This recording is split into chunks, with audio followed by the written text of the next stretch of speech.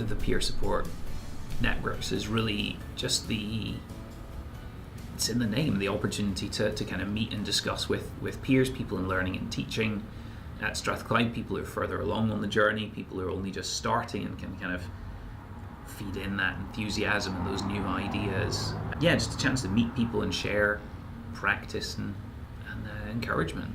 I think the opportunity to meet with like-minded colleagues, definitely, to bounce ideas off each other. It's a great way to get enthused about what you do, and I think most importantly it has been just learning from each other. It's just knowing that you have like-minded colleagues that you can bounce ideas off of. I feel that I have a network that meets face to face, but we're also available for each other virtually as well, which is, I think, crucial in my line of work. We can build each other up to stand up higher. No. Did you like it? We have a number of peer support networks running at Strathclyde University. Over the last few years, they've really become an integral part of the learning and teaching academic development programmes.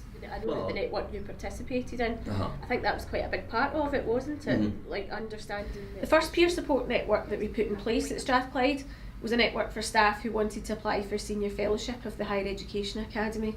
I needed to apply for my own senior fellowship too at this time.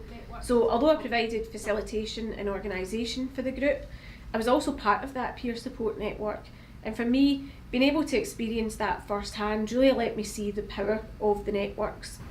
We were asked to make a model of what the peer support network means to us, and really it's people giving you a helping hand towards a goal, people opening gates for you, taking away barriers, just basically being helpful and supportive. You also get to learn that there's other people in your position. People are facing the same tasks, challenges, problems, and there's other ways of working to overcome them. You know, you get ideas, you get support, you get confidence to try things, and you also get ideas about ways to try them. So it's really it's helpful and supportive. I think finding support with my department to work with and meet with people who are doing similar things in different faculties. I think for me it's really important to engage with people out with my department, making me feel more part of the university as a whole.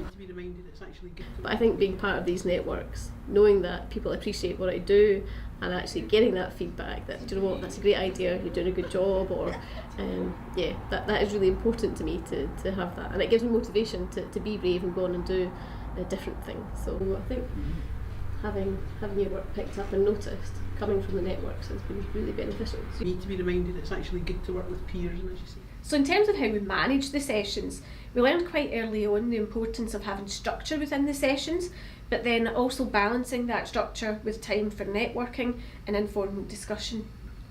A typical session might begin with someone presenting a shared experience. They might share their experience of an activity they've done with their students and then demonstrate it with the group so that we get to see it in action in the session.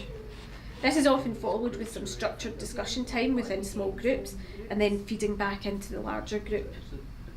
We never forget time for lunch or coffee and biscuits, and we finish with a bit of a roundup and forward planning for the group.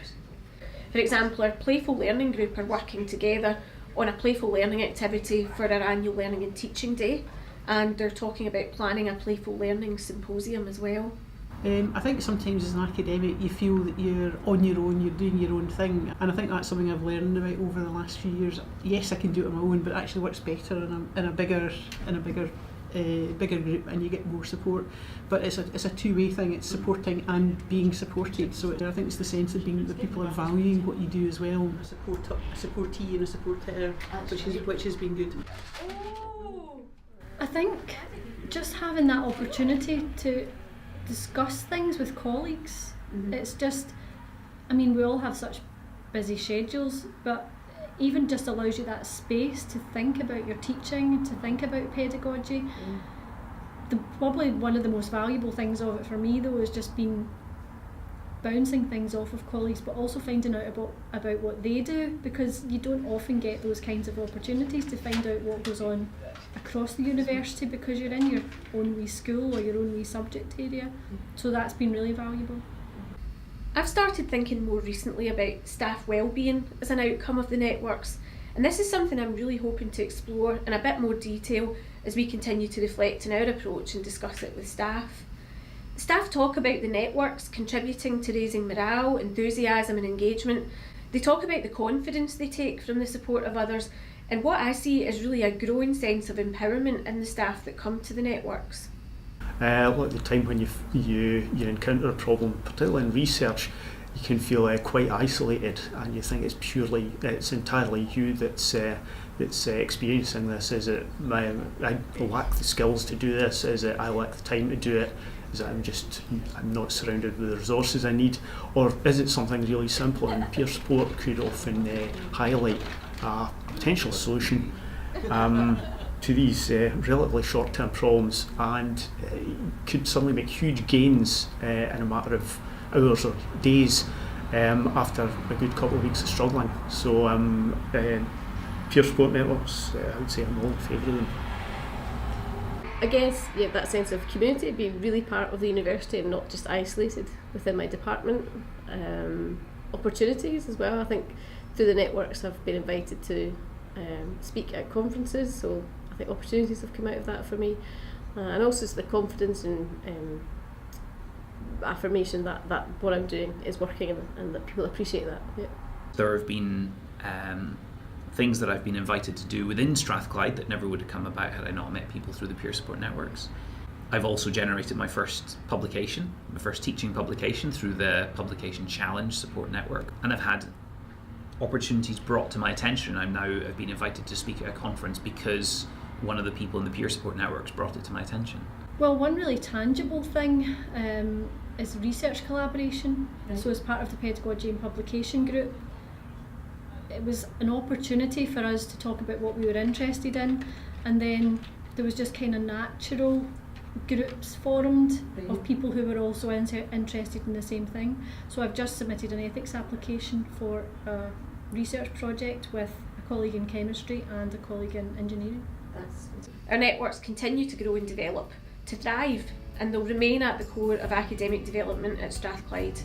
We're starting to see a really diverse and tangible set of outputs developing from the networks: conference presentations, publications, connections and collaborations.